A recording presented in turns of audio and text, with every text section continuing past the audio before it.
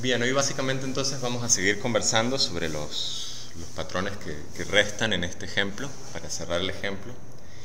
Y uno de los patrones de diseño que utiliza Caritas Felizlandia es el decorator, el decorador. Entonces ayer conversábamos que bueno, o sea, la idea del decorator es, digámoslo así, mejorar o endulzar la funcionalidad de algo que ya existe. Entonces yo puedo pensar en términos de que tengo, por ejemplo, una ventana y entonces a esa ventana le coloco un marco con una cortina y entonces se ve más bonita. Sigue siendo una ventana, sigue teniendo exactamente la misma funcionalidad que la ventana, pero ahora es una ventana con cortina. Y si lo quieren ver inclusive desde el punto de vista funcional, ¿okay? No solo desde el punto de vista visual. Imagínense que tengo una ventana que deja pasar la luz siempre. O sea, la funcionalidad de la ventana es dejar pasar la luz siempre. Pero ahora yo puedo ponerle una cortina y la cortina la puedo cerrar. Y entonces ya no dejo pasar la luz. Entonces no es solo que se ve más bonita, sino que además estoy añadiéndole una funcionalidad extra. Estoy decorando el objeto, ¿ok? Y ese principio se suele utilizar mucho, ¿no? Por ejemplo, en el O'Reilly de Heads Up Design Patterns, uno de los libros que les he mencionado en estos días, hay un ejemplo que es muy interesante, que es cómo calcular el precio. Por ejemplo, imagínense una tienda que se dedica a vender café. O sea, y por supuesto que una tienda que se dedica a vender café no va a vender solo café negro, va a vender un montón de variedades y de tipos distintos de café. Yo no sé mucho de eso, mochaccino, cappuccino, etc. Me agarran la idea. Con crema, sin crema, con azúcar, sin azúcar. Y por supuesto que el precio del café varía de café en café. Y varía dependiendo de exactamente qué es lo que esté pidiendo, ¿ok? Entonces, por ejemplo, cada café base, mochaccino, cappuccino, ¿qué otros tipos hay? Alguien que sepa de ese tipo de cosas. Latte, espresso, con leche, etcétera, ¿ok? Cada base de café, o sea, cada tipo básico de café tendrá un costo inicial asociado. Pero entonces después empiezan los aderezos o los condimentos, entre comillas. O sea, yo después le puedo poner canela, después le puedo poner crema de leche, después le puedo poner azúcar o sin azúcar, después le puedo poner, no sé, qué sé yo, vainilla, después le puedo poner una cereza. Por supuesto, eso es un muy mal invento, ¿okay? Pero me siguen la idea.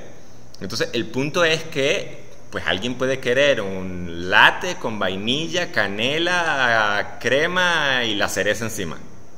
Y, ¿cómo cobro eso? ¿Se dan cuenta?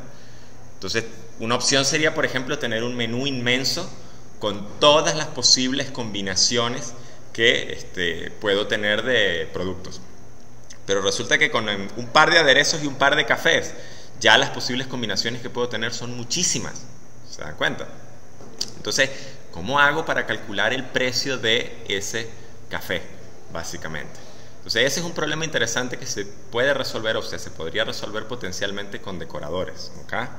Porque lo que uno hace, vamos a tratar de usar esta cosa, a ver cómo nos va. Lo que uno hace es que básicamente, imagínense que uno tiene cada café, ¿ok? Cada café básico y tiene su costo. Entonces el café A valdrá, no sé, 1. Este valdrá 1 también. Este otro café valdrá 2. Este otro café valdrá 3. ¿Ok? Y así sucesivamente tengo distintos precios. ¿Bien? Y inclusive, fíjense que los cafés pueden venir en tamaños distintos. Grande, pequeño, mediano, etcétera. ¿Okay? Y eso puede variar el precio. Según, por ejemplo, un cappuccino grande no cuesta lo mismo que un cappuccino pequeño, ¿okay? Digo yo. Entonces lo que uno hace, por ejemplo, es que uno construye, uno coloca aquí, cada aderezo, por ejemplo, es un decorador. Entonces uno dice, imagínense que estas son las clases, los tipos de café, ¿okay? Y cada clase tiene un método, por ejemplo, get. Para los que están viendo el video, estoy haciendo caligrafía y esfuerzos horribles para que esto se vea bien, Precio. ¿Ok? Y por supuesto, cada café tiene su get precio y el get precio de cada café retorna el precio base de cada café. Bien.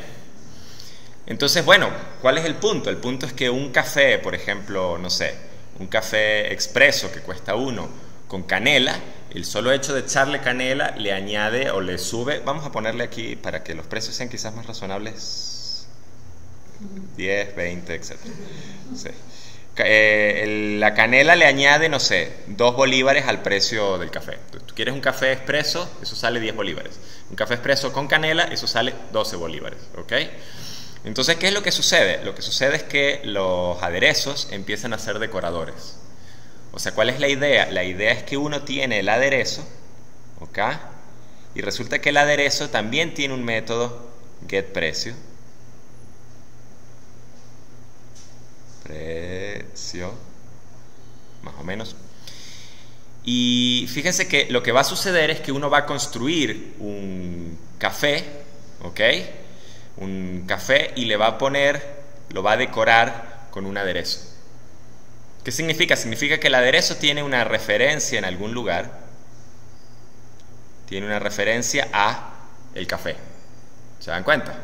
Entonces, cuando el usuario final, o sea, el cliente final, y ojo, no estoy hablando de una persona necesariamente, estoy hablando de un componente de software, quiere calcular el precio, lo que hace ese componente de software es que le pregunta el precio, no al café, sino que le pregunta el precio al último producto que tiene, que en este caso es un aderezo. ¿Me siguen? Entonces, ¿qué precio va a retornar el aderezo? El aderezo va a retornar, por ejemplo, ref más ref.getPrecio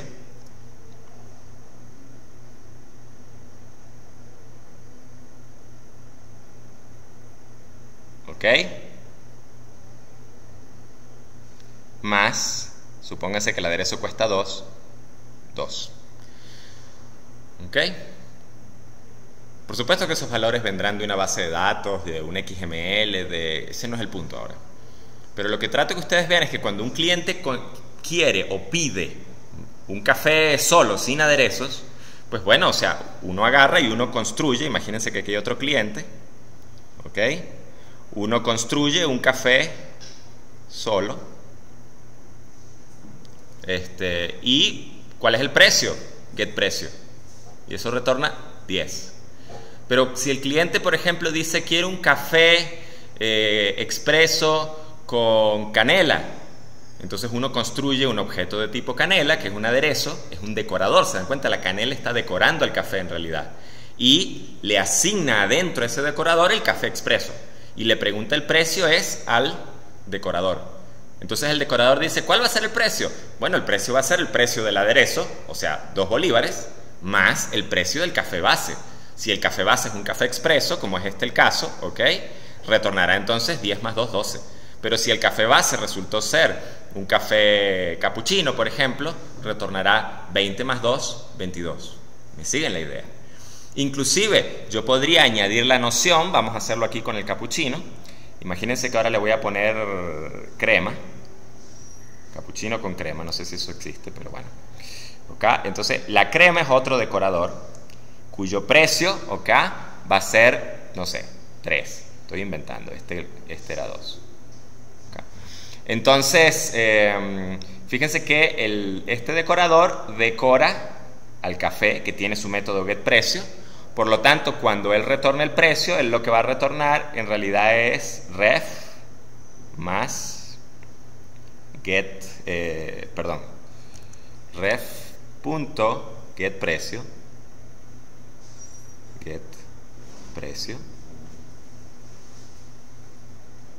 ¿ok?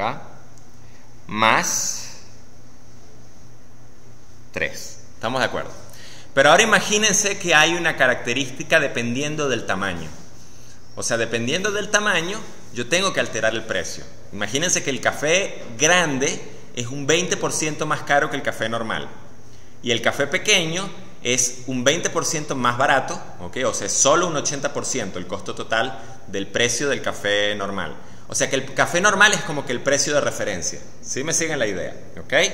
Bueno, resulta que yo puedo perfectamente, imagínense ahora que hay un cliente que pidió un café grande, ¿ok?, cappuccino con crema. Entonces yo puedo construir otro decorador más de tipo tamaño, y este va a ser grande, ¿ok? Que tiene una referencia, y que esa referencia no es que apunta a un café, apunta a todo el producto que ha solicitado el cliente, que ya tiene todo el precio encajado con todos los aderezos y con todas las cosas. ¿Me siguen la idea? Y el precio del café final. ¿Y qué es lo que va a retornar este señor? Que por supuesto va a tener un getPrecio. Va a retornar ref.getPrecio. Asumimos que es el café grande, ojo, ¿no? Precio por 1.2. ¿Se dan cuenta? O sea, cualquiera que sea el precio que tiene el café que viene aguas abajo, y llamemos a esto que está aquí aguas abajo, ¿ok? Cualquiera que sea el precio que tiene el café que viene aguas abajo, increméntalo un 20%. ¿Por qué? Porque es un café grande. Entonces, yo puedo empezar a combinar los decoradores según las reglas. O sea, yo puedo preguntarle al cliente cuál es el tamaño. Entonces, yo sé que voy a tener que agregar un decorador de tamaño. ¿Y qué aderezos quiere? Y ojo, ¿no? Fíjense que el tipo puede pedir un café con crema y con canela, por ejemplo. Y el café es pequeño. Entonces, ¿cómo sería eso? Imagínense que pide un mocachino, que es este de 30 de aquí, con canela, con crema y pequeño. Entonces yo puedo decir, ok, bueno, entonces al mocachino lo vas a decorar con la canela. ¿Me siguen? Y a esa canela con mocachino lo vas a decorar con la crema. Y a la crema la vas a decorar con el tamaño que es pequeño. Y eso es, este era para este café, señor. Y eso es lo que finalmente vas a utilizar para calcularle el precio al café. ¿Me siguen? Entonces, de esa manera, en lugar de tener cientos de objetos, uno para cada combinación, uno para cada posible café que puedo tener, que sería muy complejo, realmente yo tengo un conjunto muy limitado de objetos, porque fíjense, tengo que tener un objeto para cada café base, un objeto para cada aderezo. Entonces imagínense que tengo, no sé, 6 cafés base. Acá vamos a tratar de ponerle números a esto, por ejemplo. Tengo 6 cafés base. Y tengo, no sé, 8 aderezos, por ponerle un número al asunto, ¿ok? Tengo 8 posibles aderezos. Y solamente tengo 3 posibles tamaños. 3 posibles tamaños, ¿ok? Imagínense, véanlo desde este punto de vista. Si yo soporto hasta 3 aderezos por café, ¿me siguen? O sea, un café base, 3 aderezos y un tamaño. Piénsenlo, ¿cuántas combinaciones posibles hay? Vamos. Ustedes debieron haber visto ya matemática discreta. ¿De cuántas formas puedo escoger los cafés? De 6. De 6. ¿De cuántas formas puedo escoger el primer aderezo? De 8. ¿De cuántas formas puedo escoger el segundo? Digamos que es de 8. El tipo puede pedir algo con doble canela. ¿Y de qué forma puede escoger el tercero? De 8, con triple canela. Suponiendo que eso tenga sentido. Ya iban 6 por 8 por 8 por 8. ¿Y de cuántos tamaños? Por 3. Si usamos una clase para cada tipo distinto de café, vamos a necesitar 6 por 8 por 8 por 8 por 3, que es un número bastante grande de clases. Inmanejable probablemente. ¿Ok? Ahora, solo necesitaríamos 6 clases para cada tipo de café. Ojo, tomando de nuevo la visión ingenua de que no estamos trayéndonos las cosas de la base de datos, sino que estamos poniendo directamente en las clases los precios, ¿ok? Pero solo necesitaríamos 6 clases para cada café, 8 clases para cada aderezo, no importa cuántos aderezos máximos soportemos, y 3 clases para cada tamaño. ¿Se dan cuenta? Hemos reducido mucho el tamaño y la cantidad de clases que necesitamos. Entonces este es un ejemplo que en algunas situaciones raya lo irrealista, vamos a estar claros, ¿ok? Pero es muy interesante para explicar, por ejemplo, cómo se calcula el precio de algo utilizando el patrón decorador. Más adelante, cuando veamos frameworks y veamos un ejemplo que hay en el curso, nos vamos a dar cuenta que hay un ejemplo que se podría resolver con un patrón decorador. Y curiosamente yo nunca lo pensé de esa forma. El que dio el tip fue un chico de un curso en el que dimos el curso de arquitectura de software, que él se dio cuenta que eso podíamos resolverlo con un decorador además. Entonces, ese es otro aspecto, otra actitud que también tenemos que tener.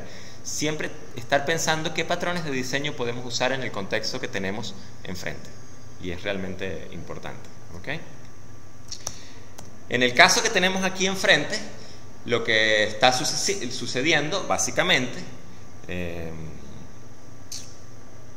a ver.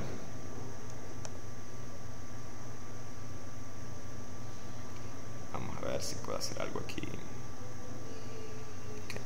Lo que está sucediendo básicamente es que esta interfaz PaintTable,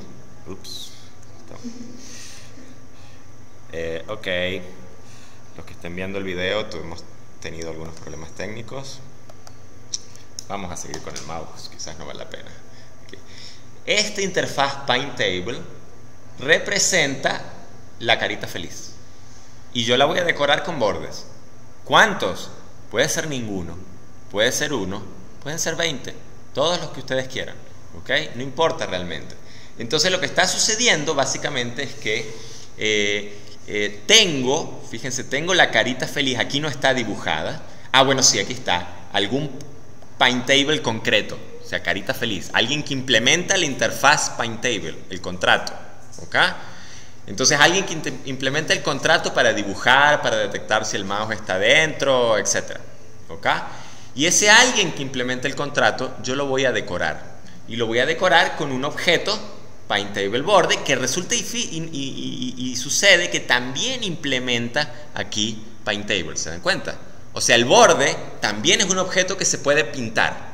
También es un objeto que puede manejar esa interacción del mouse, etc. Se tiene todos los métodos. Que si se ponen a ver, eso, para que esto funcione, esto que está aquí, tenemos que tener una interfaz común. O sea, todos estos objetos, tanto los tipos de café, como los aderezos, ¿ok?, como los tamaños, tienen que implementar una interfaz común que me permita obtener el precio. ¿Se dan cuenta? ¿Por qué? Porque los clientes realmente cuando manejan el objeto que está más arriba, o sea que está más a la izquierda en este caso, en la cadena de decoradores, el cliente realmente no sabe si está tratando con un tipo base de café, con un tamaño o con un aderezo. Él está tratando con un objeto que sabe decirle el precio.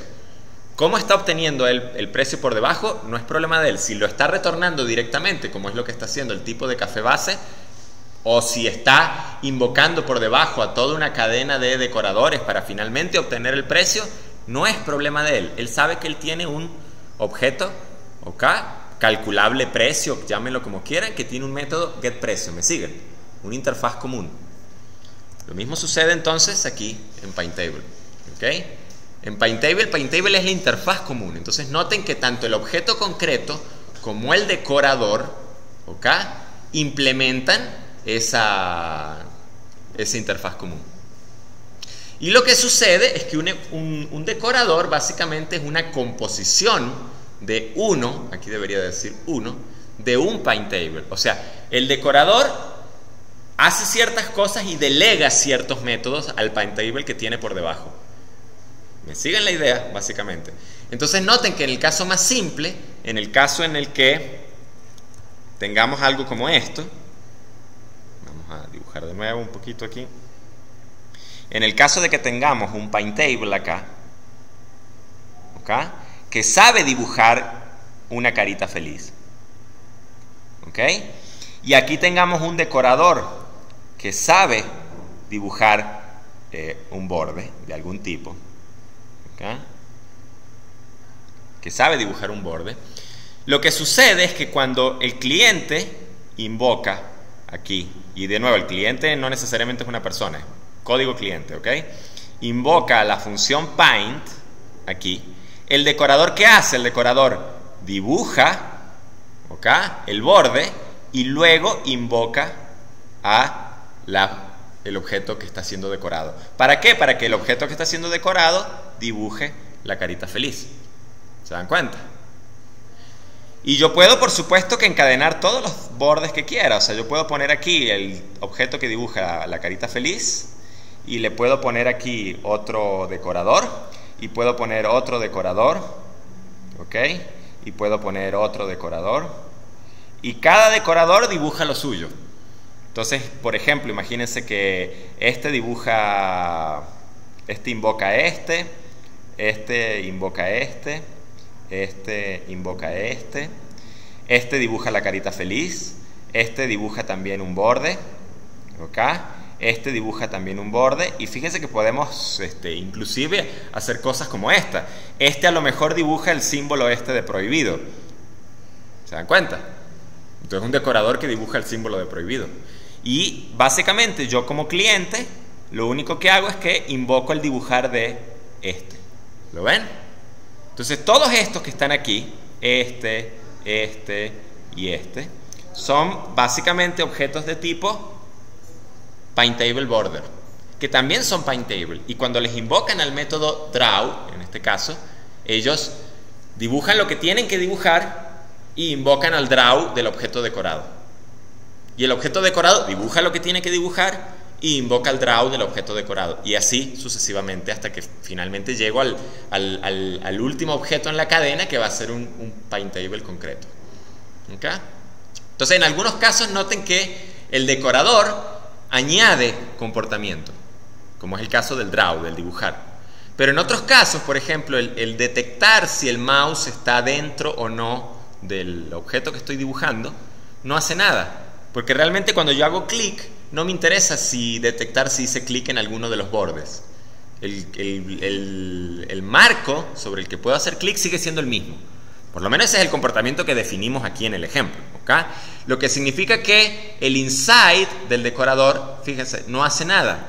Simplemente llama al inside del objeto que está decorando. O sea, no añade comportamiento. ¿Lo ven? No sé si alguien tiene una pregunta, lo podemos ver muy brevemente en el código. Fíjense cómo se implementa eso. Paintables. Bueno, noten que la interfaz Paintable realmente es muy simple, es lo que les he mostrado. Inside, la semántica de esto es que retorna true si el punto está dentro del objeto. Así de simple. Y el dentro afuera está definido por un rectángulo, ¿no? Sin complicarlo mucho. El draw dibuja el objeto. El move mueve el objeto. El mouse move detecta si el mouse se está moviendo, ¿ok? Perdón, detecta no, le indica que el mouse se está moviendo. El get x1, y1, x2 y y2 lo que devuelve son las coordenadas superior izquierda e inferior derecha. De nuevo, quizás no es el colmo de la elegancia, quizás hay responsabilidades un poquito mezcladas, pero es un ejemplo básico, ¿ok? Ilustrativo. Veamos, por ejemplo, cómo implementa eso una carita en particular, ¿ok? Busquemos, a ver, Paintables, Drown Face, la carita, no, Image Face, la carita pintada con feliz, ¿ok? Entonces, fíjense lo que está haciendo. Bueno, el constructor recibe las coordenadas, recibe si la carita es feliz, es triste, es lo que sea, y obtiene la imagen correspondiente a una carita feliz, una carita triste, lo que sea. Noten que se está usando el singleton, Image Cache Get Instance. O sea, pido la única instancia que puede existir del singleton y le digo get image y recibo la cadena de caracteres que describe el archivo de la imagen. El singleton verá si eso ya lo tiene en memoria, si lo tiene que cargar o lo que sea. ¿Okay? De nuevo, o sea, el inconveniente que tiene esto es que yo no puedo, cuando voy a hacer pruebas, yo no puedo hacer un mock de ese objeto. ¿Okay? Ese es básicamente el problema. Bien, porque no tengo acceso a él desde afuera.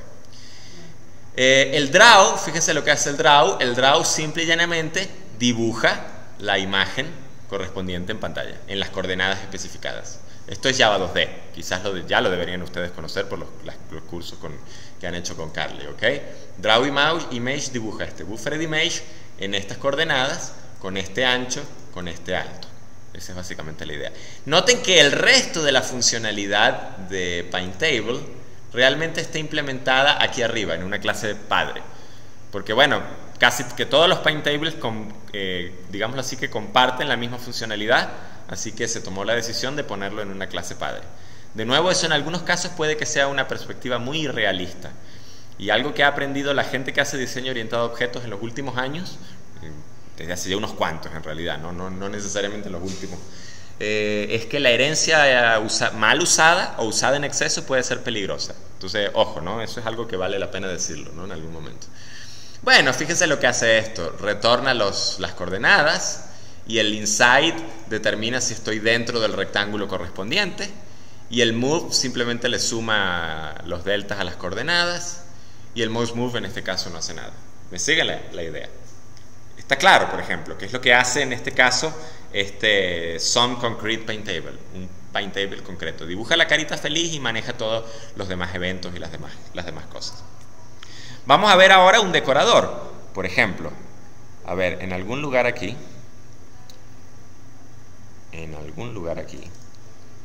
Style Factory, se me perdió el border decorator, Paint Table Border. Este posiblemente es el border decorator. Entonces fíjense, Paint Table Border, el decorador, también implementa Paint Table. Pero fíjense que él tiene una referencia a otro Paint Table. Y eso es básicamente lo que les estoy mencionando aquí. O sea, el decorador tiene una referencia a otro Paint Table. Y en el precio también. Cada aderezo tiene una referencia a otra cosa, a otro calculable precio, que puede ser otro aderezo, otro decorador, o puede ser el objeto final. ¿Ok? El mismo principio. Y tiene un estilo. Y lo que hace, el estilo es el que define el color y el grosor del borde. ¿Ok? En este caso en particular. Entonces noten lo que hace el draw. El draw lo que hace es que delega el dibujo, o sea, primero dibuja lo de adentro, en este caso, delega el dibujo al objeto interno, al objeto que está decorando, y después dibuja el borde. Por supuesto que eso depende del efecto que quieran lograr, ¿ok? A lo mejor se puede dar un caso en el que primero dibujo el borde y después delego, o hago algo antes, delego y después hago algo, ¿ok? De nuevo, depende de lo que quieran lograr. Fíjense que en el caso de que teníamos aquí, que quiero dibujar el símbolo de prohibido, el símbolo de prohibido se tiene que dibujar siempre por encima de lo otro. Entonces, primero tengo que mandar a dibujar la carita, lo que está abajo, y después dibujo el prohibido, porque si no me va a quedar, si lo hago al revés, me va a quedar por detrás. Pero puede darse un caso donde sea necesario hacerlo al revés. ¿Okay? Pero noten también que en la mayoría de los métodos lo único que hacen es que simple y llanamente delegan el comportamiento al objeto decorado.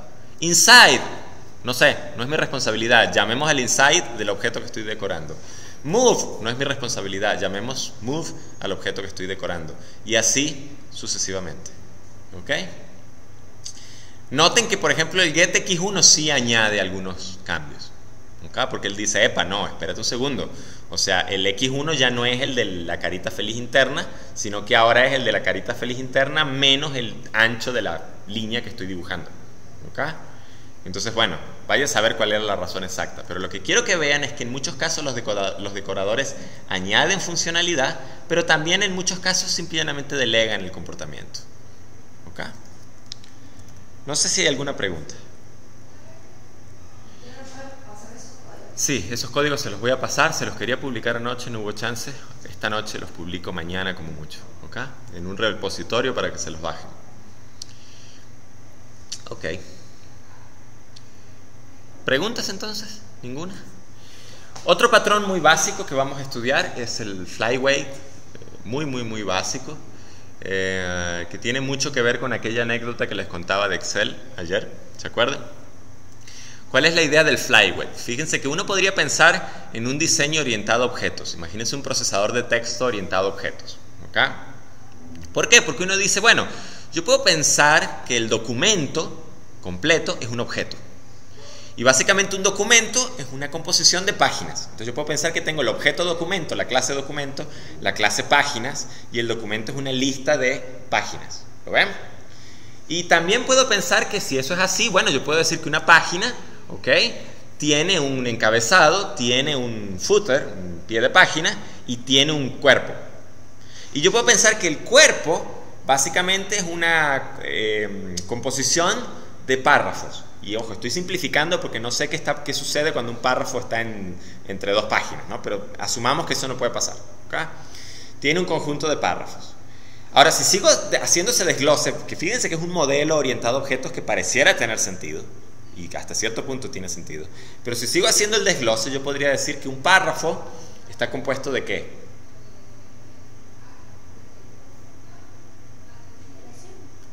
Podríamos decir que está compuesto de oraciones. No sé realmente si para el procesador de palabras tiene sentido el concepto de oración. Fíjense que el procesador de palabras recibe la entrada y dibuja el resultado, ¿ok? A lo mejor si estás haciendo un procesador de palabras que te hace una revisión semántica como Word quizás, entonces bueno, quizás para él sí tiene sentido saber el concepto de oración. Pero imagínate que quizás no tiene mucho sentido. Entonces imagínate que tenemos ahora el objeto palabra, por decir algo, ¿ok? Que es una palabra, es un conjunto de letras separadas por un espacio. Y luego ahora tenemos el concepto de carácter. Entonces, con ese modelo y con ese árbol, ¿ok? Resulta y pasa que nosotros tenemos la descripción de nuestro documento. Este es un ejemplo clásico que inclusive se suele utilizar en los libros de texto para esto. Ahora, ¿qué es lo que sucede? O sea, ok, tenemos nuestro carácter. Entonces eso quiere decir que vamos a tener una clase carácter. ¿Se dan cuenta? Y resulta y pasa que si tengo dos palabras, mamá, entonces podemos, fíjense lo que sucede aquí. ¿Cómo hace uno aquí para crear una nueva página? Fíjense lo que sucede aquí si tenemos dos palabras, la palabra papá y la palabra mamá. Me voy a comer los acentos, no quiero tomar en cuenta los acentos, ¿ok? Pero ¿cuál es el punto? Esta va a ser una instancia del objeto carácter. Esta va a ser otra instancia del objeto carácter. Esta va a ser otra instancia del objeto carácter. Esta va a ser otra instancia del objeto carácter. Y si nuestro documento tiene 1000 letras A, cada letra A va a ser una instancia del objeto carácter. ¿No les parece eso un desperdicio total absoluto de memoria y de lo que sea? ¿Se dan cuenta? ¿Vale? Entonces habría que buscar alguna forma de que pues en un documento, en una oración, en un párrafo, o sea, hay que ver, ¿vale? Cada vez que sale la letra A, bien, desde ese punto de vista, simplemente nosotros referenciemos a una y a una sola instancia de el objeto que representa la A. ¿Se dan cuenta? Y por supuesto que este es un ejemplo de nuevo también ilustrativo, bizarro, quizás en la vida real se pueda ver de otra forma, pero el punto aquí, o sea, alguien en la vida real puede decir, hey, pero ya va, la A es un carácter y sabemos representar caracteres, ASCII, Unicode, etc. No necesito una clase para representar un carácter, aun cuando ni siquiera compartiendo una sola clase. Ok, eso se concede el punto, pero lo que importa aquí es la idea.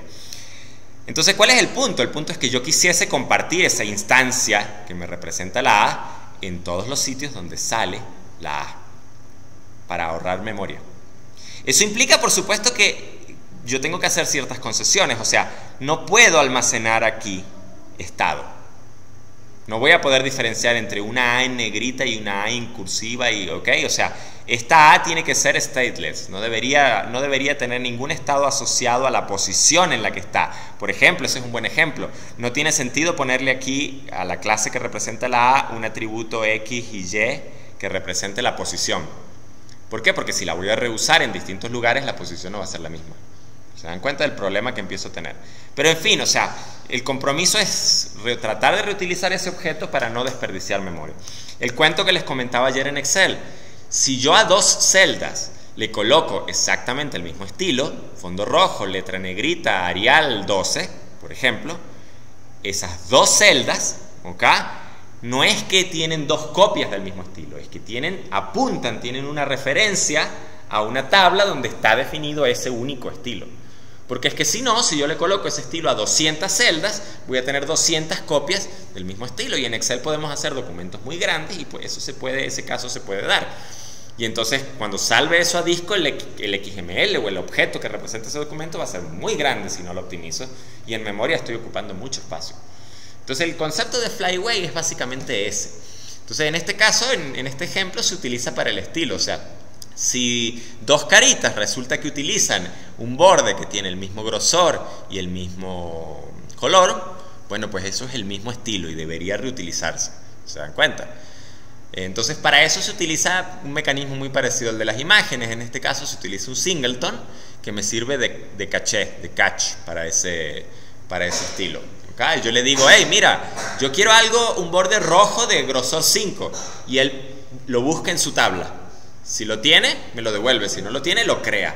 ¿Ok? Y me devuelve el nuevo. Pero en cualquier caso, si ya existe, lo reusa, me permite reusarlo. Y el concepto de flyweight es eso, o sea, es el objeto peso pluma, sería la traducción al español. ¿Ok? Porque es un objeto que es costoso quizás de mantener en memoria, que voy a usar mucho y entonces lo reutilizo.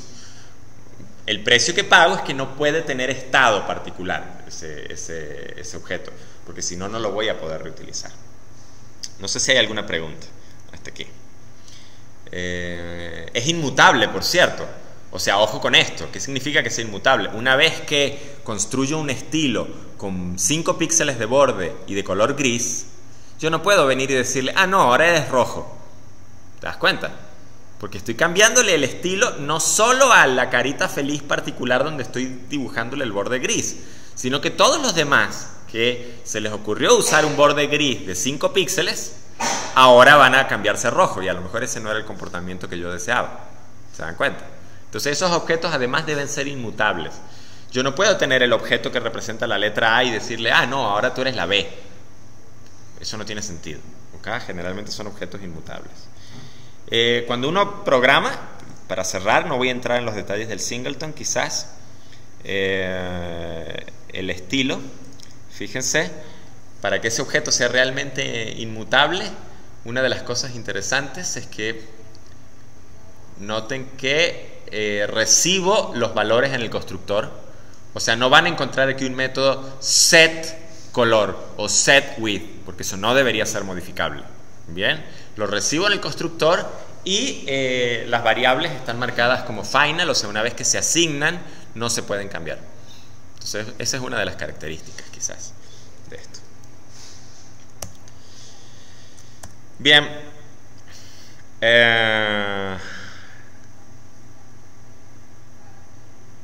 Otra visión es que en muchos casos yo necesito construir objetos. ¿Okay? Y necesito mecanismos que me permitan construir transparentemente objetos. Y aquí, bueno, este ejemplo realmente es bastante básico, pero fíjense en algo, ¿no? Si yo me vengo en el código, aquí, y me vengo a una clase que se llama PaintTableFactory, y cambio este booleano de true a false, tan simple como eso. Ahorita les muestro quizás qué es lo que está sucediendo, pero déjenme mostrar esto corriendo. Creo que era esto. Ajá. Fíjense que pasé de caritas que... Sí, para eso es que es el mouse move, en realidad. Pasé de caritas que se dibujaban con imágenes a caritas que ahora se están dibujando con trazos. Es el mismo ejemplo, funciona exactamente igual, ¿ok? Solo que ahora las caritas se dibujan con trazos. Y noten que lo único que cambié fue un true a un false. Y alguien dirá, bueno, sí, claro, pero es que en algún lugar tendrás un if. Claro que en algún lugar tengo un if, y de hecho no está muy lejos, lo tienen aquí abajo, ¿ok? Pero el punto es que noten la clase que estoy cambiando. Estoy cambiando una clase PaintTableFactory, o sea, no me estoy viniendo al canvas, ¿ok? No me estoy viniendo, en este caso, el cliente que dice aquí. No me estoy viniendo al canvas y estoy diciendo, hey, ahora hay que reemplazar todos los news que antes construían caritas de imágenes. Ahora hay que reemplazarlos por news que ahora construyen caritas que se dibujan con trazos. ¿Se dan cuenta? No. Fíjense cómo es que construye el cliente las caritas. Si se vienen aquí al cliente, canvas en este caso, hay que revisar esos nombres. Pero si se vienen aquí en el constructor, se están construyendo las 4 caritas, si mal no recuerdo. Fíjense cómo lo hace él. Él dice, hey, mira, yo construyo una fábrica de caritas. No construyo las caritas directamente, construyo una fábrica. Y a la fábrica le digo, ojo, yo quiero una carita en tales coordenadas. Tales son las coordenadas de X1 y de Y1 y de X2 y de Y2. Y además quiero que sea una carita triste. Eso es lo que significa esa constante allí. ¿Ok? Así se ve mejor. Eso es lo que básicamente estoy diciendo. Y aquí abajo yo quiero una carita en tales coordenadas y tales coordenadas. Y además esa es una carita normal, que no está ni triste ni feliz. y quiero una carita en tales coordenadas y en tales coordenadas, y además esa es una carita feliz. Ahora les explico esto que está aquí. Y quiero una carita en tales coordenadas y esa es una carita, no sé, esta creo que es la súper feliz. ¿Ok? Entonces noten que el cliente, en este caso el Canvas, no está diciendo New Image Instance, Image Face o New Drawn Face. Simple está diciéndole a la fábrica, hey, mira, yo sé que tú construyes caritas, dame una carita feliz. ¿Se dan cuenta? Y la fábrica, que es este objeto muy simple, también es una sobresimplificación, pero muestra la idea. La fábrica lo que está haciendo es que está diciendo, hey, si el booleano es true, entonces retorna caritas dibujadas, y si con imagen, y si el booleano es false, entonces retorna caritas dibujadas. ¿Se dan cuenta? Pero lo importante es decir que estoy ocultando la complejidad de la creación de objetos del cliente. La complejidad de la creación de objetos realmente se encarga es Paintable Factory. Noten que si yo lo hiciera de la otra forma, el cliente dependería de Image Face, haría un New Image Face. ¿Se dan cuenta? Ese es un aspecto muy interesante, y es tan interesante que vale la pena hacer esto aquí. ¿Ok? Noten que si no estuviese usando la fábrica, el cliente dependería de Image Face.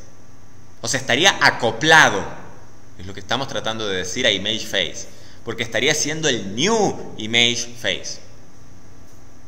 ¿Se dan cuenta? Empiezan a ver aquello que hablábamos en la clase de pruebas, de evitar usar news y ese tipo de cosas.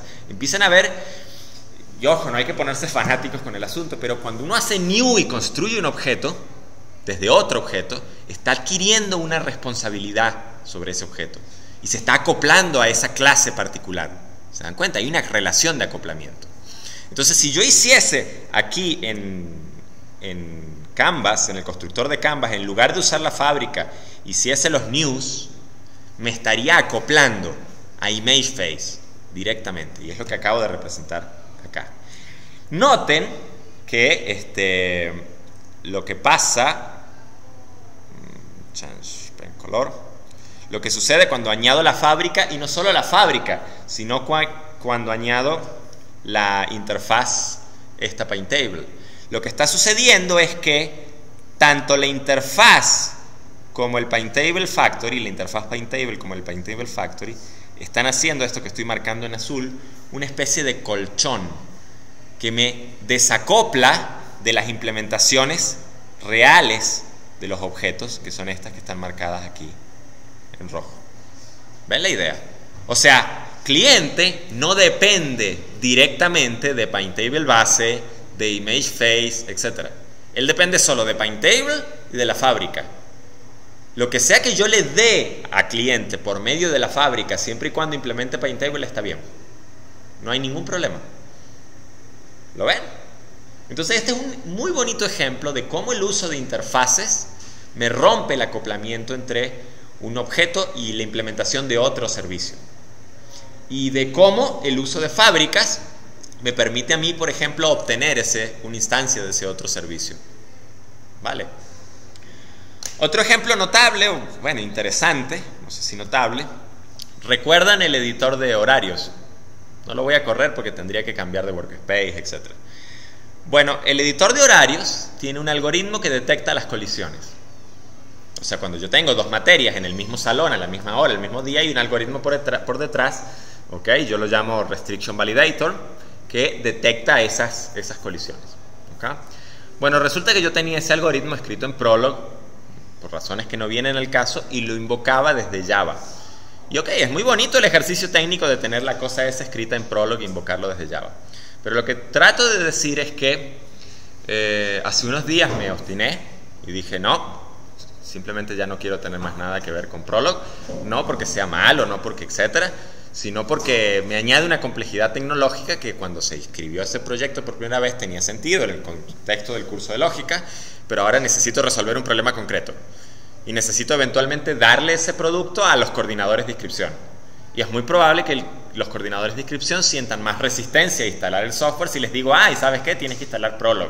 Y cuando la cosa esa empiece a dar guerra, pónganse de acuerdo Maureen y yo, porque me están mareando. Cuando la cosa empiece a dar guerra, pues los coordinadores de inscripciones y la presión suba, van a decir, no, yo no uso esa cosa, lo armo a mano. Y es lógico, ¿ok? Eso son cosas que hay que pensar cuando uno trabaja en software. Pero bueno, o sea, pues uno como que no quiere quitar aquello de, está hecho en Prolog, vamos a dejarlo también. Entonces fíjense que la solución es básicamente la misma. Uno tiene aquí un objeto, ¿ok? Uno tiene aquí, en ese caso, un objeto que representa el validador, ¿ok? O sea, el validador de restricciones, y tiene un solo método, es una interfaz. El solo método es validate. Mi software, mi aplicación, utiliza esa interfaz. Ella no está casada con la implementación en Prolog o con la implementación en Java pura. ¿Se dan cuenta? Utiliza la interfaz. Y hay una fábrica que lee una configuración en un archivo, por ejemplo, una bandera, un archivo de texto, dice, hey, si dice Prolog true, entonces dale la implementación de Prolog. O si dice Prolog false, de hecho dale la implementación en Java. O mejor aún, tiene el nombre de la clase concreta que implementa esto y simplemente con reflection programming te devuelve dinámicamente la instancia correspondiente. Entonces, mi software realmente, mi lógica, mi interfaz de usuario, lo que ustedes quieran, no está atada a una implementación particular. Ella depende es de la interfaz, y cualquiera que satisfaga esa interfaz e implemente esa interfaz, está bien, cumple con los requisitos. ¿Me siguen la idea? ¿Ok? Y por supuesto que la interfaz tiene un conjunto de tests, y pues tanto la implementación en Prolog como la implementación en Java pasan todos los tests. O sea, se dan cuenta que no es solo cumplir con las firmas de los métodos. O sea, el contrato no es solo la firma de los métodos, sino también qué es lo que hacen internamente esos métodos. Y ese concepto es muy importante también. ¿Ok? Muy, muy importante. ¿Preguntas? ¿Hasta aquí? Bien. Bueno, lo que les acababa de mostrar en el código, que es básicamente esto. Noten que aquí abajo, aquí tengo una cara simple que no tiene decorador. Aquí estoy construyendo una cara con decorador. Entonces fíjense, primero construyo un paint table que es la cara normal. ¿Lo ven? Eso es lo que se hace en esta línea, acá. Y después construyo un borde y le pongo como referencia interna el paint table y por supuesto el estilo. Y noten que lo construyo sobre esta misma variable. Todos ven lo que se está haciendo aquí en cuanto a código, técnicamente hablando. O sea, paint table aquí representa la carita sin el borde. O sea, representa, si nos venimos aquí, representa es esto, la cara sin el borde. Entonces es como decir, bueno, el cliente inicialmente lo que tenía era la referencia era a esta cara. ¿Lo ven? Pero luego construyo un borde, le asigno el paint table, o sea, construyo este enlace que está aquí, ¿ok? Este enlace que está aquí. Y lo que hago es que ahora paint table ya no es directamente la carita feliz, sino que es el borde, o sea, hago que ahora el cliente ya no mire a esto, sino que ahora está mirando es a esto, tal cual como se muestra en rojo. Eso es lo que está sucediendo aquí, básicamente. ¿Okay? Y es lo que sucede aquí abajo. Ven que estoy encadenando, construyo la carita feliz, le encadeno un borde y si le asigno el borde que acabo de crear a paint table, le encadeno un nuevo borde y le asigno el borde que acabo de crear a paint table, le encadeno un nuevo borde y así sucesivamente. ¿Bien? Entonces esa es una forma de hacerlo, que en algunos casos puede resultar un poquito incómoda, porque tengo que saber cómo hilar, ¿sí me siguen? Todos esos objetos a mano. Es un objeto complejo. En el fondo, si se ponen a pensar, yo estoy viendo todo esto que está aquí como una sola entidad, como un solo objeto, que está por supuesto compuesto por varios otros objetos. Entonces construir ese conjunto de múltiples otros objetos puede ser un trabajo difícil. Difícil en el sentido de que, bueno, estoy haciendo maromas un poco como esta que está aquí. ¿Estamos de acuerdo con eso? ¿Bien? Entonces hay un patrón de diseño que me permite, en muchos casos, cuando tengo que hacer esas construcciones de objetos complejos, me permite ocultar hasta cierto punto la construcción de un objeto complejo o de un conjunto de objetos complejos detrás de otro objeto. Y eso le suena conocido. Ocultar un sistema complejo detrás de otro objeto. Algo que vimos ayer.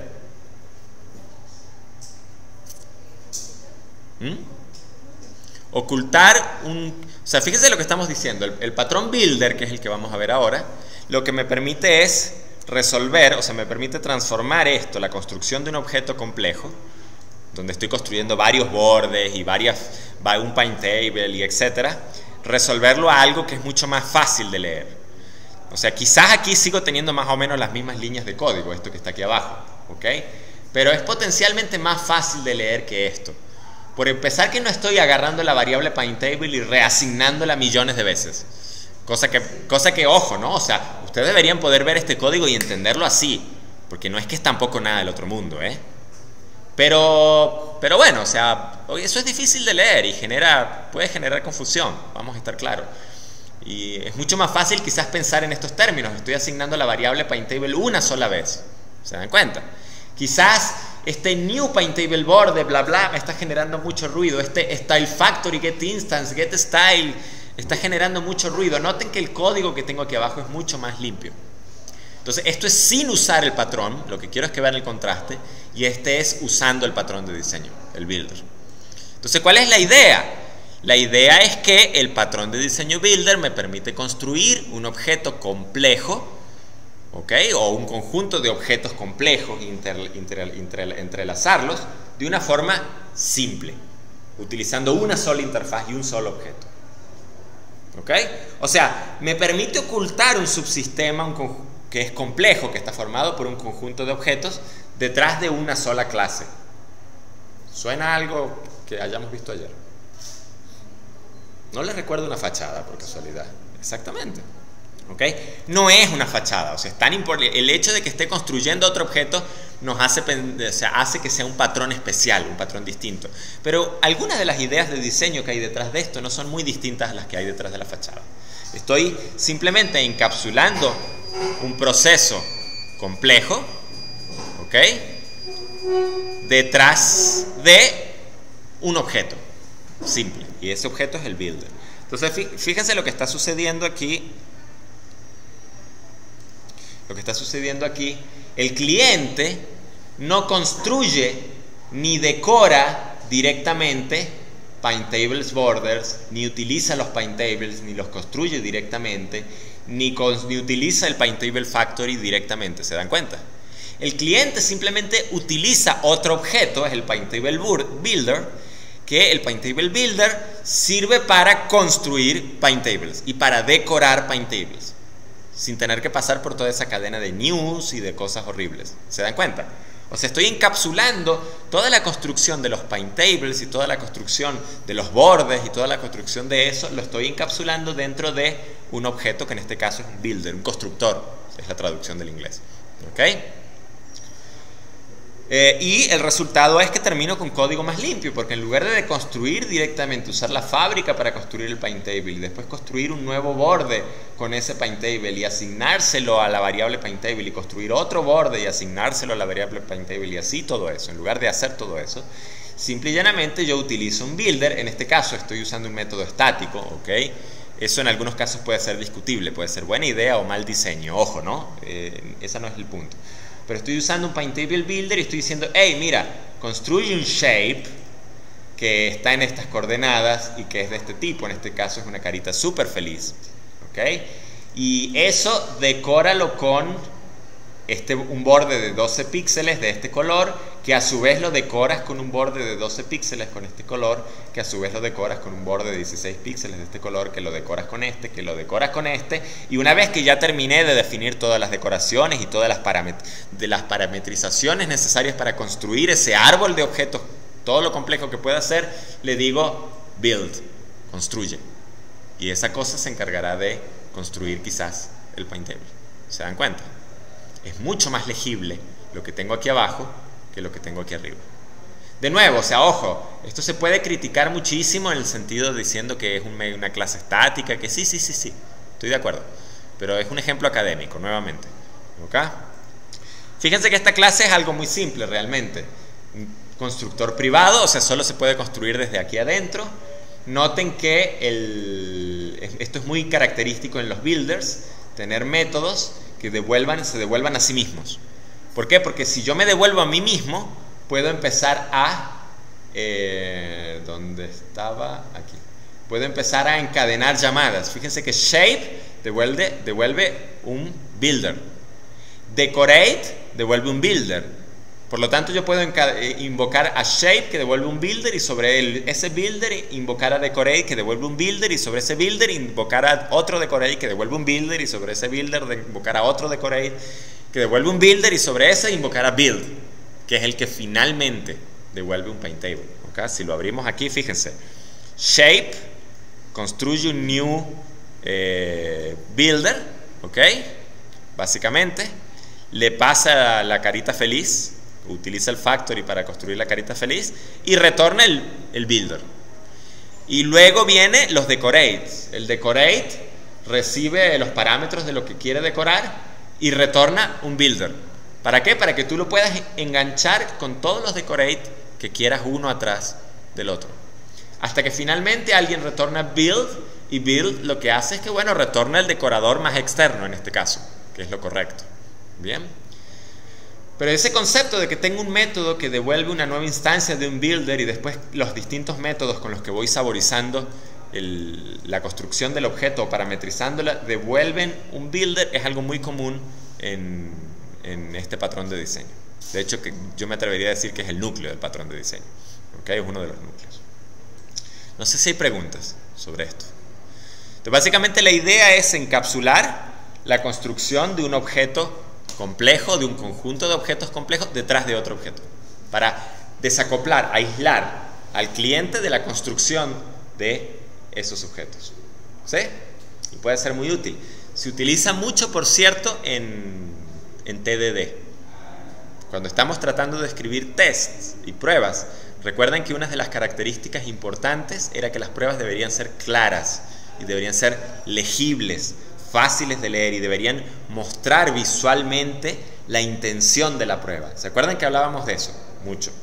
Bueno, cuando yo imagínense que estoy escribiendo una hipotética prueba sobre los objetos paintable, decorator, etc.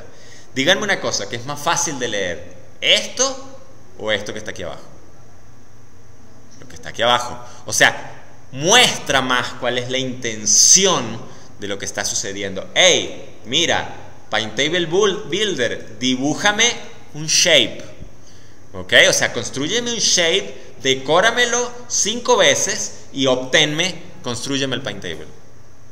El código me lo dice, el código me habla. Mientras que aquí tengo que sentarme un ratito, no mucho, quizás unos 15 segundos más que abajo. ¿Ok? Pero eso es suficiente para ser un problema en algunos casos. A tratar de entender cómo es la cadena de cosas que están sucediendo por debajo. ¿Lo ven? Además tiene otra ventaja que es importante, y es que fíjense que los tests hay que mantenerlos. ¿Se dan cuenta? Entonces, ¿qué es lo que sucede si yo, por ejemplo, cambio quizás, no la intención de todo esto, pero cambio alguna parte de la lógica en la construcción de los bordes y de los objetos y de las cosas? Sigue siendo el mismo principio. Se construyen caritas felices, tristes, y se les pone un borde. ¿Se dan cuenta? Sigue siendo el mismo principio. Pero esta carpintería que está aquí, la cambié de alguna forma. Bueno, resulta y pasa que si tenía 20 pruebas unitarias, ahora las 20 pruebas unitarias no compilan. ¿Lo ven? Porque cambié esa interfaz. Entonces las 20 pruebas no compilan. Tengo que ir y cambiar en las 20 pruebas, actualizar las 20 pruebas para que estén acordes a la nueva interfaz. Entonces fíjense que es muy tentador decir, nah, esas pruebas corrían, bórralas, porque no voy a dedicar tiempo, estoy muy ocupado, no voy a dedicar tiempo a actualizar las pruebas. ¿Se dan cuenta? Es muy tentador de hacer eso. En cambio, si yo estoy utilizando un patrón builder, fíjense que la construcción de los objetos se esconde detrás del patrón builder. Entonces las 20 pruebas siguen compilando sin ningún problema. Lo que ahora no compila es la clase Paintable Builder. ¿Me siguen el principio? Lo importante que es esto. Entonces ya no tengo que arreglar el código en 20 pruebas, en 20 lugares distintos. Ahora tengo que arreglar el código en un lugar distinto, en Paintable Builder. Y automáticamente todo debería funcionar. Corremos las pruebas a ver si funcionan. ¿Se dan cuenta? ¿Ven la importancia de eso?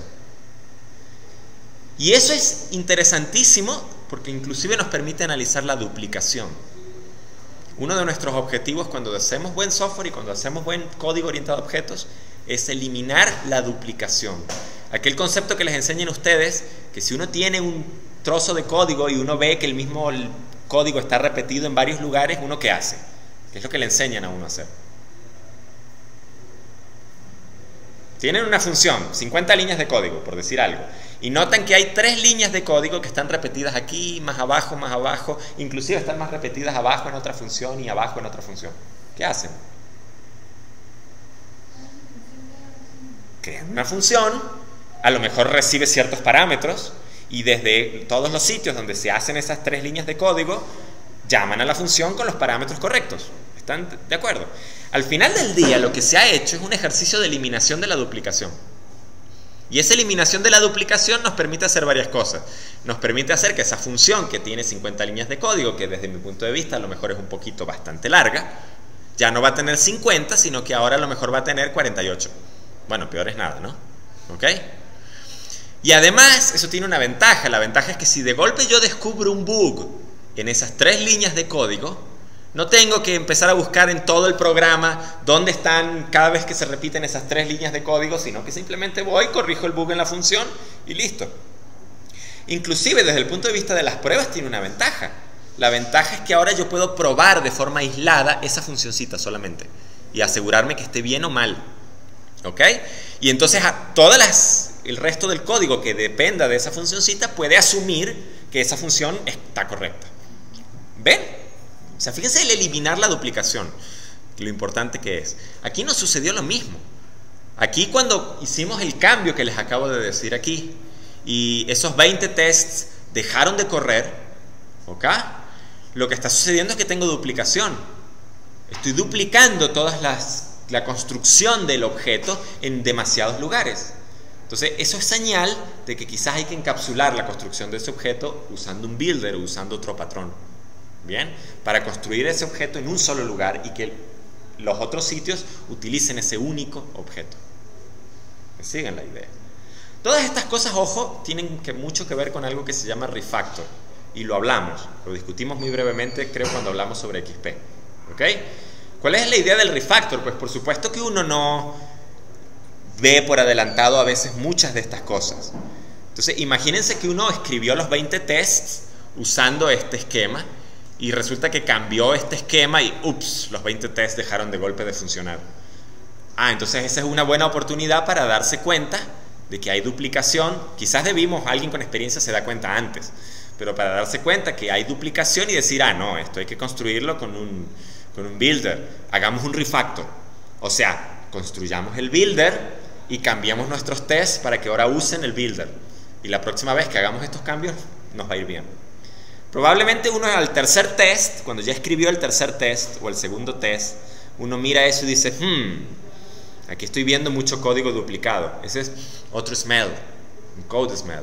Métodos largos, por ejemplo, es un code smell, código que huele mal. ¿Ok? Código duplicado, esto huele mal, me puede generar problemas más adelante. Entonces un refactor resuelve ese problema. ¿Ok? Uno lo resuelve, por supuesto, ¿ok? Pero a eso se le llama refactor. No sé si hay preguntas. ¿Alguna? Ok. Bien. De nuevo, fíjense que se están llevando un montón de patrones a sus casas. ¿Ok?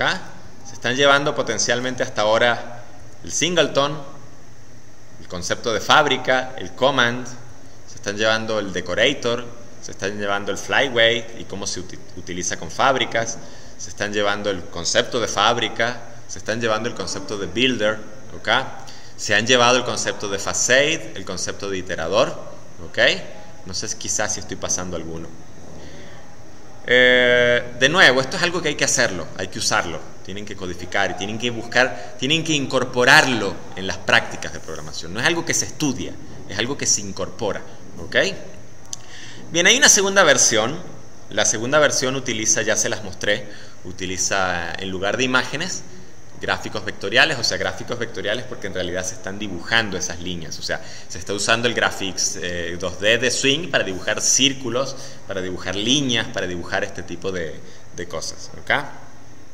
Y eso básicamente el cambio se está haciendo para introducir otro patrón de diseño adicional que, bueno, resulta y pasa que empiecen a darse cuenta que ahora una carita feliz o triste, como es este caso, está formada por varias cosas. ¿Sí me siguen?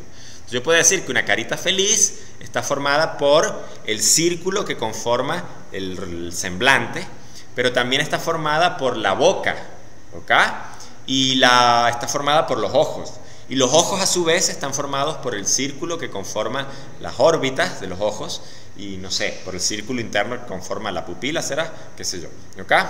Y la boca puede estar formada por una línea o un semicírculo si es triste o feliz, o puede estar formada por una línea y un semicírculo si es una carita súper feliz, digo yo, no sé. ¿Me siguen la idea? ¿Ok? O sea, lo que trato de darles la sensación es que una carita, en este caso, no es ya un solo objeto, como en el caso de la imagen, que un solo objeto dibuja la imagen y listo. ¿Ok? Una carita es ahora lo que solemos llamar un objeto compuesto. Bien, y eso inclusive aplica, por ejemplo, para el ejemplo del modelo de documento de un procesador de palabras, ¿ok? Lógico que no vamos a usar un objeto para representar un carácter, pero tenía mucho sentido quizás aquello de decir, bueno, el procesador de palabras, el modelo, tiene un documento que a su vez está compuesto por páginas, que a su vez tiene un pie de página, un encabezado, un cuerpo, y el cuerpo a su vez tiene párrafos, y el párrafo a su vez tiene palabras. A lo mejor hasta ahí tiene sentido llegar, y ojo, no sé, ¿bien? Pero si se ponen a ver, eso es un objeto que está compuesto de otros objetos, que está compuesto de otros objetos, que está compuesto de otros objetos. Y eso tiene nombre, eso se llama, déjenme bajar un poquito aquí, eso se llama el patrón composite, ¿ok? Compuesto, lo podríamos traducir al español. Fíjense cuál es la idea. La idea es que, bueno, yo tengo por supuesto la carita dibujada y la carita dibujada implementa Paintable, pero la carita dibujada en el fondo es una composición de ojos, tiene dos ojos y es una composición de sonrisas, tiene una sonrisa, pero sigue siendo una composición, no importa que sea una sola, ¿ok? Y es una composición de un círculo que representa el semblante de la carita, ¿ok? Y los ojos, cada ojo, fíjense que es una composición de círculos al final del día. ¿Me van siguiendo la idea? ¿Ok? Entonces, ¿cuál es el punto? Yo tengo esta estructura, esta es la estructura de clases que define todo esto. Pero en memoria, cada carita feliz, fíjense, una carita feliz realmente tiene, esto es un modelo de objetos, por cierto, no es un diagrama de clases, o sea, este diagrama de clases representa la estructura de las clases, pero esto, cada rectángulo aquí son instancias, o sea, son objetos, entienden bien la diferencia, ¿ok? Fíjense que yo tengo aquí una carita 1, que es de tipo Drawn Face, Face 1 es de tipo Drawn Face, que tiene un círculo que representa el borde, el semblante, y que tiene un smile, una sonrisa que representa la sonrisa, y tiene dos instancias de ojos, uno para el izquierdo, uno para el derecho, y cada instancia de ojos lo que básicamente tiene son dos círculos. O sea, esto que está aquí básicamente sale de acá, o sea, sale del modelo de clase, la estructura de clase, solo que estas son las instancias. ¿Está claro eso?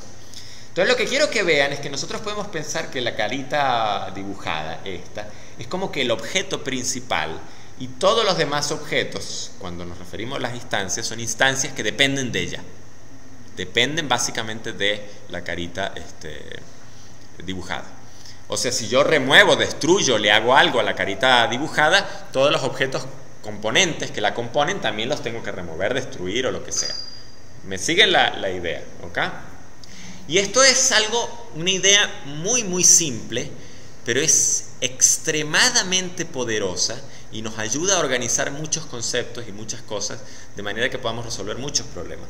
Por ejemplo, fíjense en algo, ¿no? O sea, noten que el programa cuando corre, y de hecho lo de los ojos no está puesto solo por decoración, sino que está puesto para que se vea en cierto sentido lo que está sucediendo.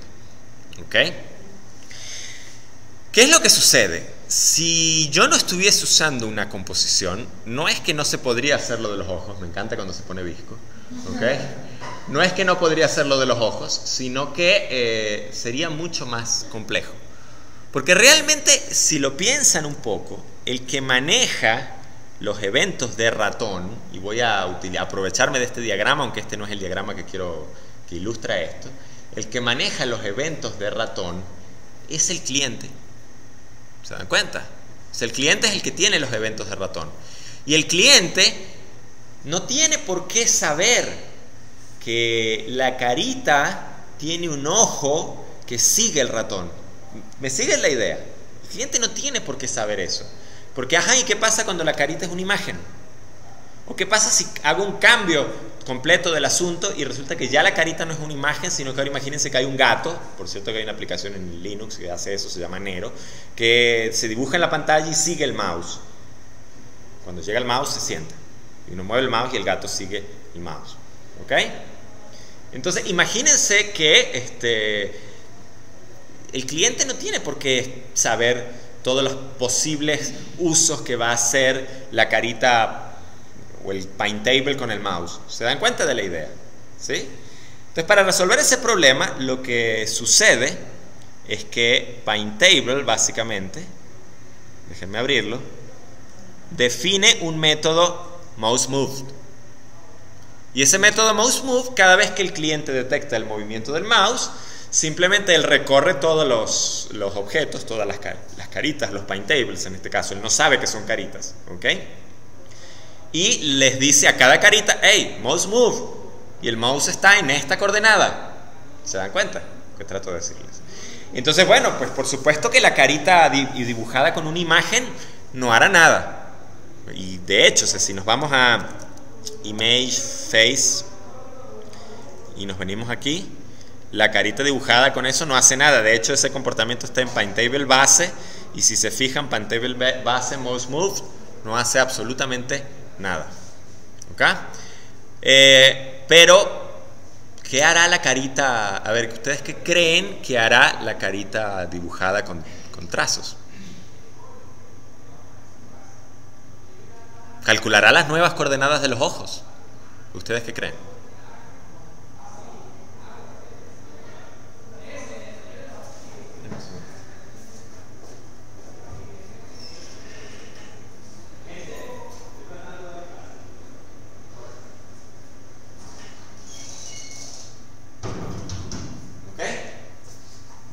Recapitulando un poco, quizás me desconcentré un poquito con eso.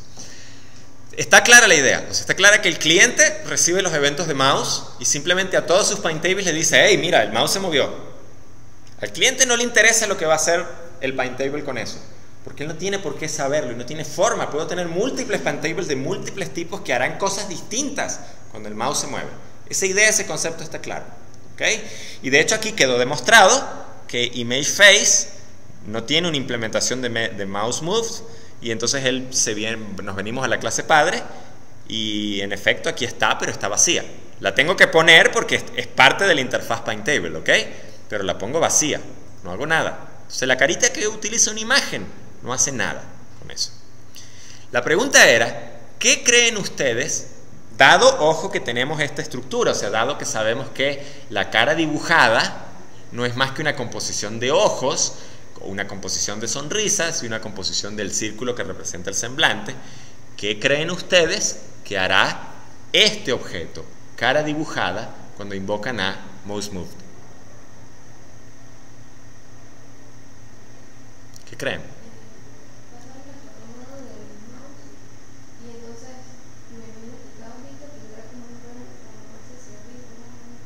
Claro, pero fíjense que la pregunta capciosa es, ¿qué creen ustedes? ¿Creen que hablemos de responsabilidades? Que es un término que conocemos en cuanto a clases, ¿sí? ¿Será responsabilidad de Drawnface calcular la nueva posición de cada ojo o no? ¿De quién será responsabilidad? ¿De Drawnface o del ojo? Del ojo, ¿verdad? No tiene sentido que Drawnface calcule la coordenada, la nueva coordenada del ojo, porque eso no es parte de su competencia. Yo el día de mañana puedo reemplazar quizás ese ojo con otra implementación de otro ojo. Entonces, ¿qué? Se me va a romper el código que calcula las coordenadas. ¿Se dan cuenta? Porque a lo mejor ese otro ojo lo calcula, tiene otros parámetros o lo que sea. Entonces, lo que quiero que vean es que no es responsabilidad de DrownFace. DrownFace lo único que puede hacer, o sea, si necesita hacer algo con esa coordenada, lo hace. Y en cualquier caso, le pasa el evento, le transfiere el control a los objetos que lo componen. ¿Se dan cuenta? Igualito con el dibujar.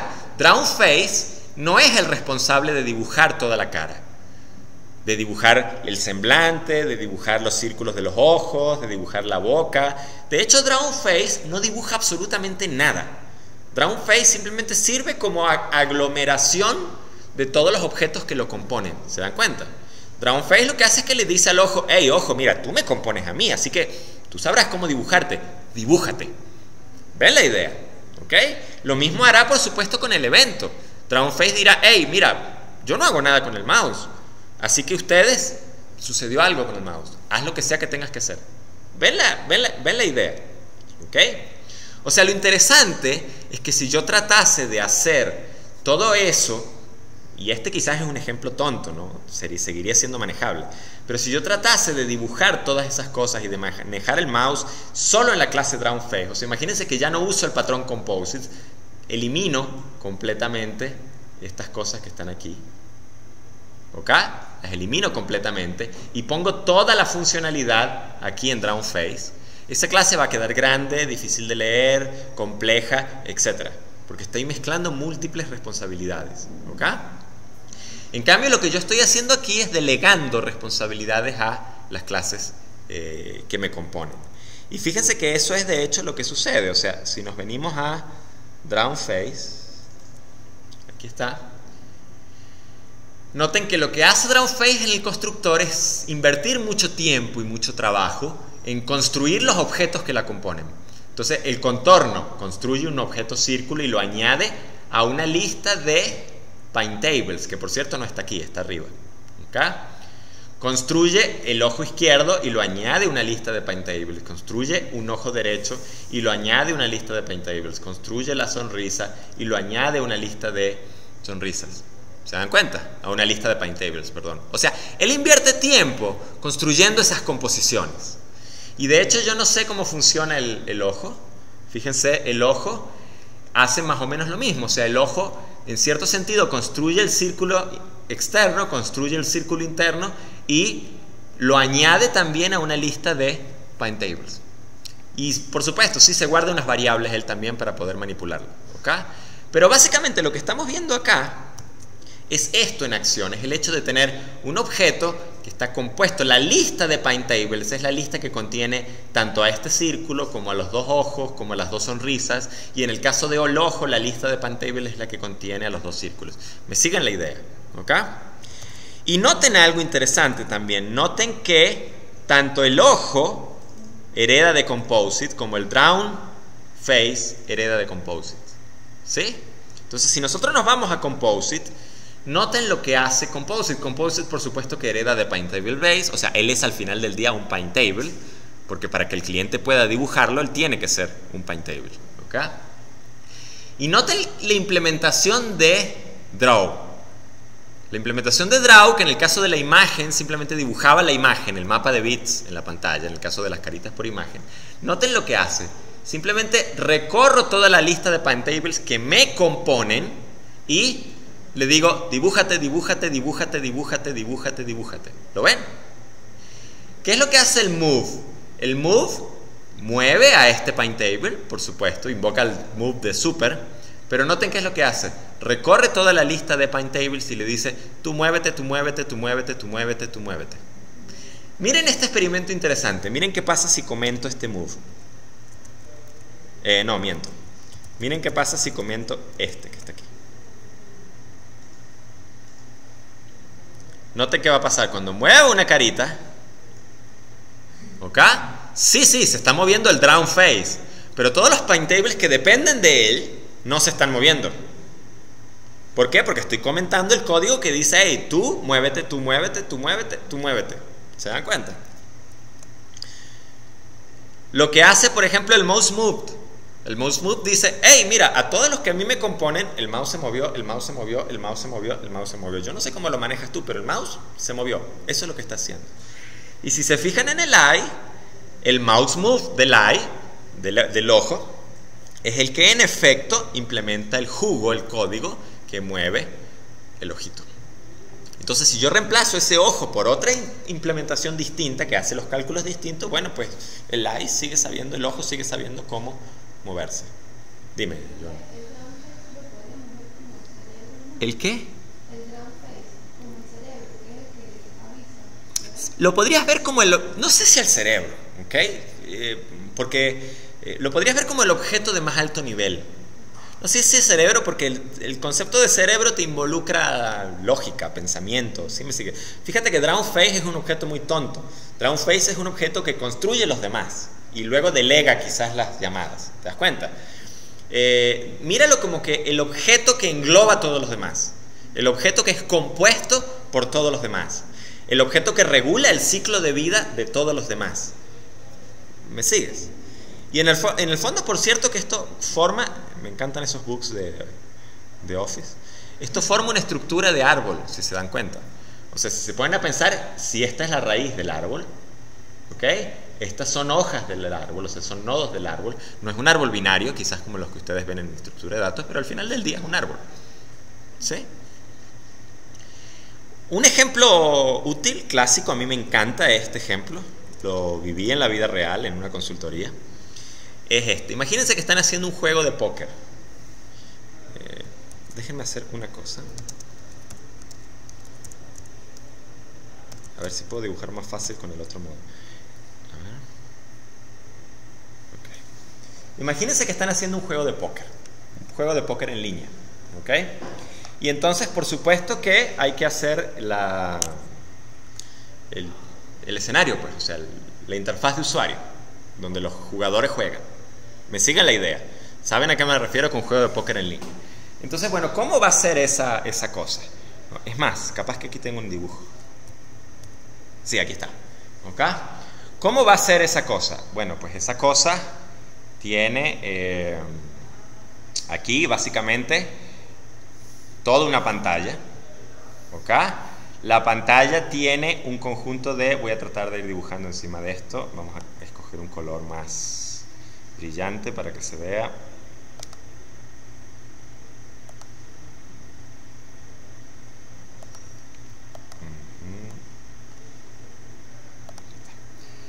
Bien. La pantalla tiene jugadores. ¿Se dan cuenta? Aquí hay un jugador.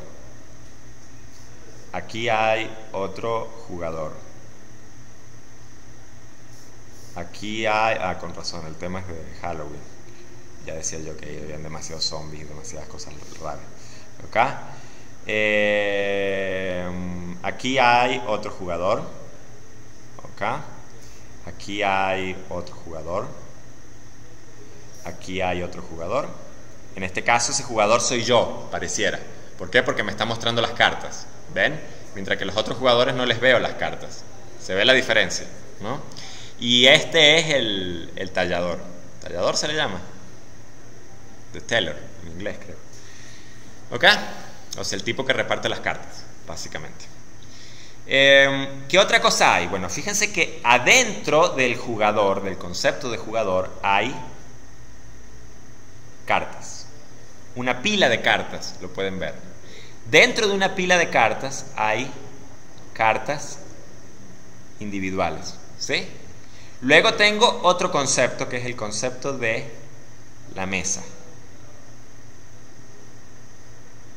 Dentro de la mesa tengo pilas, una pila de cartas, que es la que se ponen en la mesa. No sé cómo se llama ese tipo de póker abierto. Nunca jugué a eso. ¿Cómo? Sí, yo siempre jugué el de no mires mis cartas y no te metas con mis cartas. Pero bueno, nunca le vi mucho sentido. Pero fíjense que de nuevo una pila de cartas tiene cartas individuales.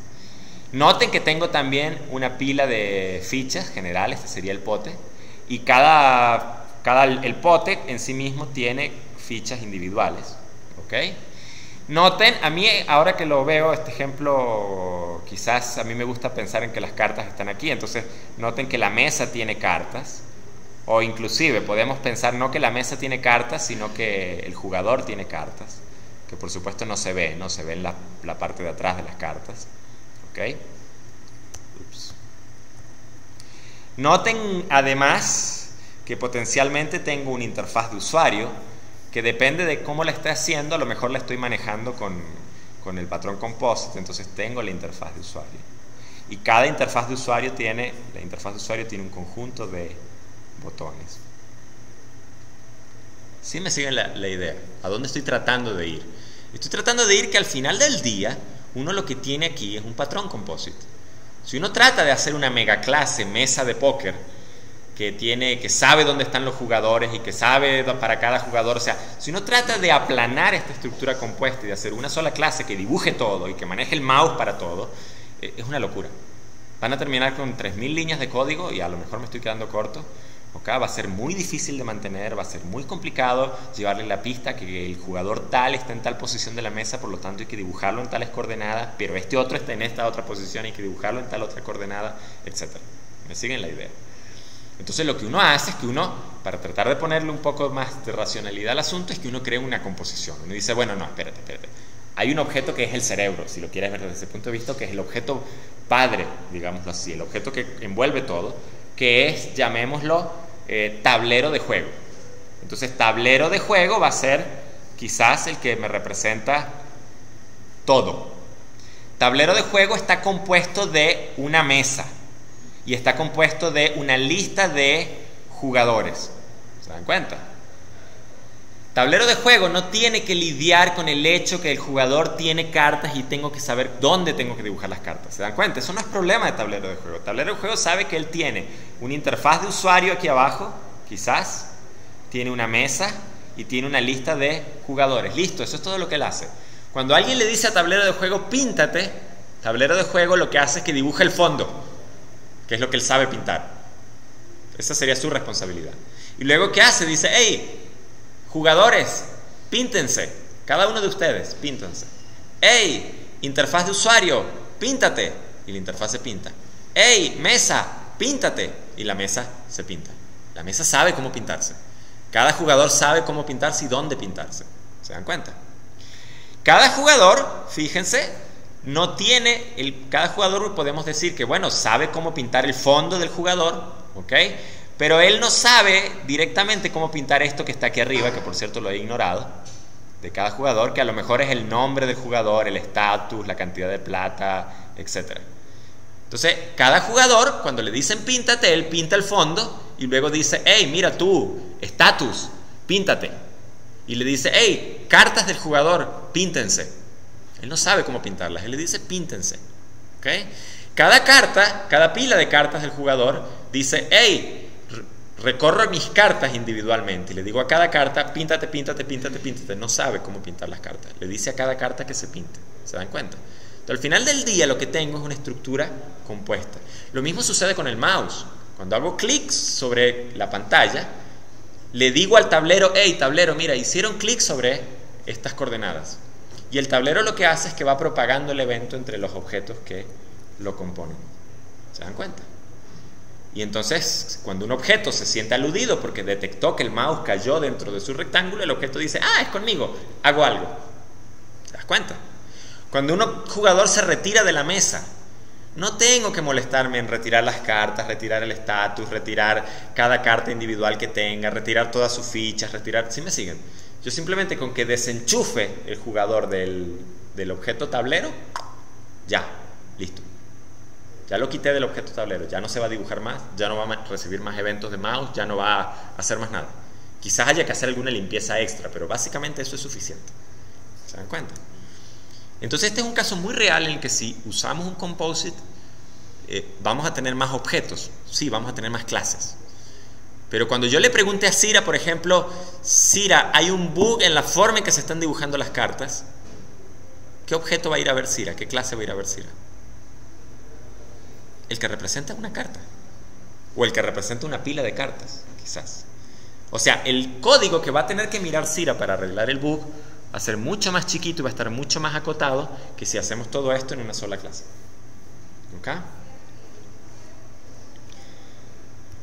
Eso es un buen ejemplo de un principio que vamos a ver más adelante, que es el single responsibility. Quizás no es el mejor ejemplo, pero si tuviésemos una sola clase tablero que dibuja todo y maneja el mouse para todo el mundo, tiene demasiadas responsabilidades la clase tablero. Por lo tanto, no hay cohesión. Por lo tanto, nos va a quedar demasiado grande la clase. Un code smell, una clase demasiado grande, ¿se dan cuenta? O una clase que tiene demasiadas responsabilidades, hay que picarla. A lo mejor el uso de un patrón composite es la solución en ese caso. ¿Ok?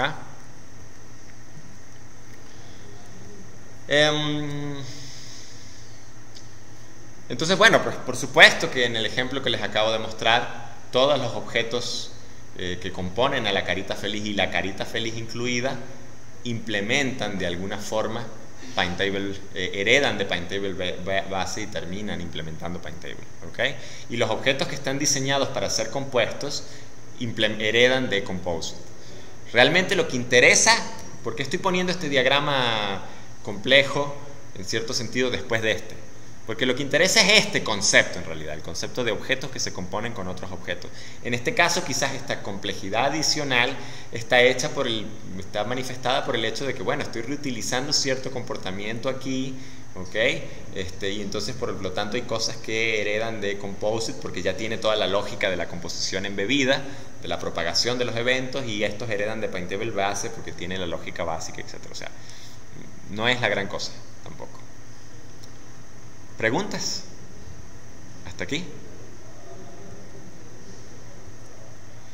Bien, estos son básicamente, a ver, Singleton, Compose, Factory, Command, Facade, Decorator, Flyway, Builder. Ahí no está el iterador, pero discutimos sobre el iterador. Y esas son las páginas, las referencias al libro de Gamma, de Gang of Four, de patrones de diseño. Créanme que si ustedes entendieron esto y entienden los conceptos de estos patrones de diseño y codifican un par de ejemplos y los utilizan quizás en los próximos meses, les puedo asegurar que conceptualmente van a manejar muchos más patrones de diseño que muchos desarrolladores que están en la calle trabajando. Y créanme, esto bien usado puede ser muy, muy poderoso. Si hay algo que vale la pena aprender realmente, una cosa que valga la pena aprender, es esta. Y dedicarle tiempo, porque esto va a mejorar muchísimo su calidad como programadores, sus habilidades, sus capacidades, lo que van a poder hacer, la complejidad del software que van a poder enfrentar. Se va a multiplicar exponencialmente. Entonces es realmente importante, no puedo hacer énfasis. No van a poder desarrollar el motor del juego sin alguno de estos patrones de diseño. Así de simple. ¿Okay? Entonces la moraleja es: hay que pensar menos en el código menudo. Recuerden que estamos hablando de arquitectura de software. Hay que pensar menos en el código menudo, o sea, en el if, el else, el while, el for, etc. Estar más pendiente del code smell. Si tenemos 3 fors anidados con un while por dentro y un if por fuera, code smell, demasiado complejo, demasiada complejidad ciclomática. ¿Se acuerdan de la complejidad ciclomática? Eso es un code smell, por ejemplo. No es que hay que saber hacer ese código menudo. A veces uno tiene que arremangarse las manos, ¿ok? Pero lo que digo, o sea, hay que pensar un poquito menos en eso y pensar más en estructura, en arquitectura, en cómo organizar el código y distribuir responsabilidades a lo largo de distintas clases. Hay que pensar en patrones de diseño. ¿Qué patrones de diseño me pueden ayudar a resolver este problema? Me pueden ayudar a transformar ese método muy largo en un método más corto, independientemente que a lo mejor tenga que introducir 3 o 4 clases más en el sistema. No importa. Yo tenía un colega que tenía una actitud muy peligrosa al respecto. Él odiaba introducir clases. Muchas clases. ¿Ok? Ojo, yo estoy quizás llevándolo al extremo. Era muy buen desarrollador de software y lo aprecio mucho. Vale. Pero el punto es que no, o sea, no hay nada de malo en introducir una clase que tenga 2 métodos y 3 líneas en cada método. si esa clase realmente corresponde a una buena abstracción y resuelve un problema y nos ayuda a entender mucho más el código y a hacerlo más legible y a reducir un smell y a que el sistema como un todo sea más fácil de testear y se dan cuenta, calidad interna. ¿Okay? Bueno, con eso terminamos con patrones de diseño. Yo les voy a subir los dos ejemplos, el simple que no tiene decorador y el que sí tiene decorador. Más adelante vamos a regresar cuando veamos un poquito arquitecturas basadas en plugins a este ejemplo, porque se presta también para introducir plugins. ¿Okay? Entonces, bueno, para que lo tengan en mente. Se los publico hoy. Porfa, si